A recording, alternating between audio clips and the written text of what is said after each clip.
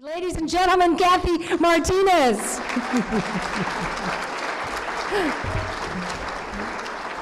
All right, everybody. There we go. Hello, everybody.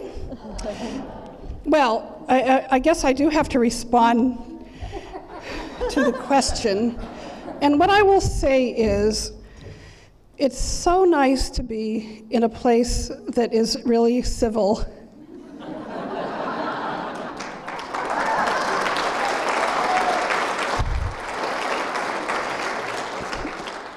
Yes, Canada, please do maintain that characteristic that you are so well known and loved for, because some of us will be coming up here for a taste of that. Anyway, I know I don't have a lot of time, but I'd like to just tell you a little bit about myself, and thank you for reading that bio. It was a little long. I don't know, maybe it needs to get cut in half. Hope you guys are still here. Anyway, as was stated, I was born blind. I came from a large Latino family. My parents are originally from New Mexico. And they were very poor. I know this, don't worry, they didn't get hit by a train and they didn't go to prison. So it's really not a country song. But they did, sorry, somebody just got that one. So when they moved to California, and I was about a year old when they finally realized that I was blind. And one of the things, I'm not sure if it happened here, but in the States, if you didn't speak English, it was very hard to get an answer about what to do with your child that was going to be born blind. So fortunately, I was born in a blessed era, I guess. But my parents, being the Catholics that they felt very guilty and felt a lot of shame. And partly it's the culture, right? And I want to talk about culture because people with disabilities are not all white. We come from lots of different cultures. And I think we have to look at, how our culture impacts disability, and it impacts it in the workplace as well as on the bus and everywhere else. So, fortunately for me, my parents didn't know much about disability. Their reference to disability were basically older relatives, and in New Mexico, people died pretty young, so there weren't too many of them.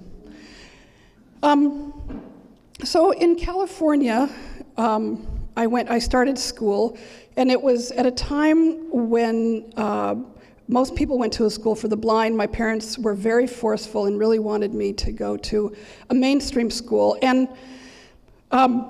in the meantime, as some of you know, after you have a child with a disability, your parents are told, don't have any more kids. Well, being the Catholics that they were, my parents went on and had more kids. And the next kid was blind too. So it turns out that there's 6 of us. It's a big Latino family, and the 2 middle kids are blind. We don't know why, and frankly, we don't care anymore why. The point is we are, and that's how we are. Really quickly, we were raised with a lot of love and a lot of how do I say this to not offend anybody? Well, my parents were pretty hard on us. Let me just put it that way. I was going to say they kicked something, but they were both very clear that they expected us to contribute. They expected us to participate. They expected us to, what my dad used to say, everybody can do something, and that was kind of their motto. So when I was about 6 years old, I remember one day him getting me up out of bed, and he said, come on, you're gonna help me mow the lawn. I'm like, what? I can't mow the lawn, I'm blind. And we were in Southern California by then. It was a sunny Southern California day, and I said, well, how am I supposed to do this, Dad? He said, well, you have to take off your shoes. So fortunately, it was a push mower, not an electric mower. And I did it, he showed me how to push it, and I had to feel the grass, which got cut, which didn't. And at the end of it all, I said, so is this gonna go on my chore list? And he said, yeah, you have to do it once a month. And so when we were about 10, he actually made Peggy and I stop doing that. And I said, Dad, why did you make us mow the lawn? He said, oh, I used to love to see the neighbors freak out.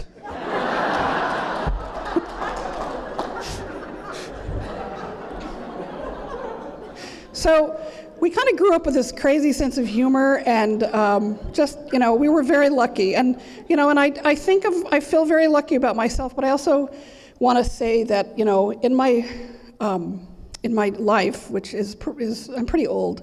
I was telling Pina I'm old, and she says, well, anyway, she told me I didn't look very old, but that comes from Pina, so no, I'm kidding. She didn't really say that. She didn't say that. I'm making that up.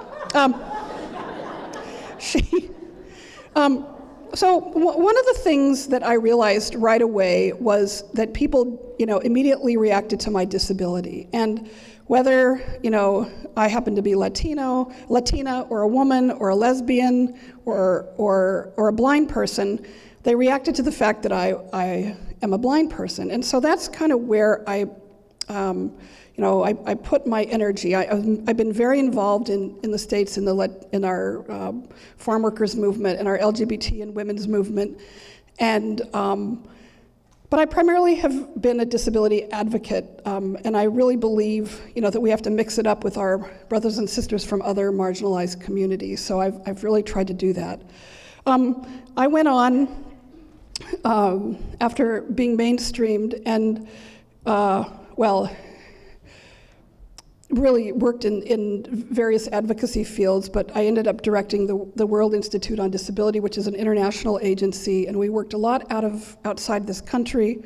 I then, moved on to the Department of Labor, because at the end of it all, employment and, for me, financial or economic independence have been my two goals. So, it's no wonder that I'm working at a bank, just because I really believe that people with disabilities, we need, at least in the States, our laws are disincentives for us to work, right? But they're changing, right? They're really finally changing. And I'm very proud to say that I was part of developing some regulations under President Obama that require the federal government, and we set a goal of hiring 100,000 people with disabilities. We ended up hiring 110,000 over 5 years. And then we also adopted Section 503 of our Rehabilitation Act, which basically says that federal contractors that earn over $100,000, or that have their contracts are $100,000 or more, have to set a utilization goal of 7% of hiring people with disabilities. And I know you're going to ask me if I think it's going to be reversed, and the answer is I don't know. Hopefully, this next president will realize that it's very important, that we get folks in the workforce, and this is some tax revenue, right? So one of the things that I've noticed just throughout my life is how culture plays a part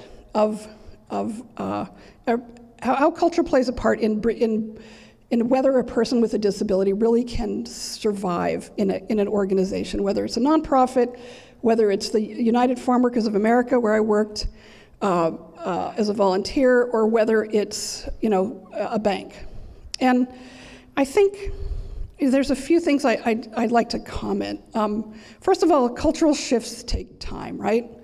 And I was in the workshop for your new Ontario accessibility tool, and the person who was speaking, I don't know what your name is, but you talked a lot about leadership.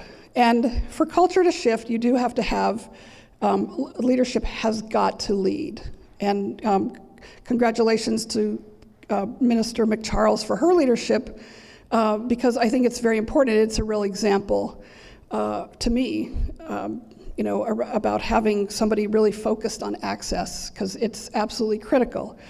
So where I've worked, the two agencies that weren't disability specific, the Department of Labor and Wells Fargo Bank, there is some solid leadership commitment. And at the Department of Labor, our secretary was very clear, not only about the fact that this is the right thing to do, but she really got the business case. And also, she talked about her connection to people with disabilities. Now, she did not have an identifiable disability, or she didn't identify as a person with a disability, but she talked about her relatives that were disabled and how it impacted her life, and how she would choose restaurants based on their accessibility. And when I got to know her, we had to go through the whole thing of, well, can you use the word, do you see a movie or do you experience a movie? I mean, she really did, I thought, she didn't want to be politically incorrect and make mistakes, but she really was I thought she bore her soul because she wanted to get closer to me and really know who I was. So she made some mistakes, and we are going to make mistakes. It's one of the things that we have to just let each other get through, because I know, at the bank and in my life, people have been afraid to make mistakes. They've been afraid to say something politically incorrect, so they don't approach me at all. And so I think that's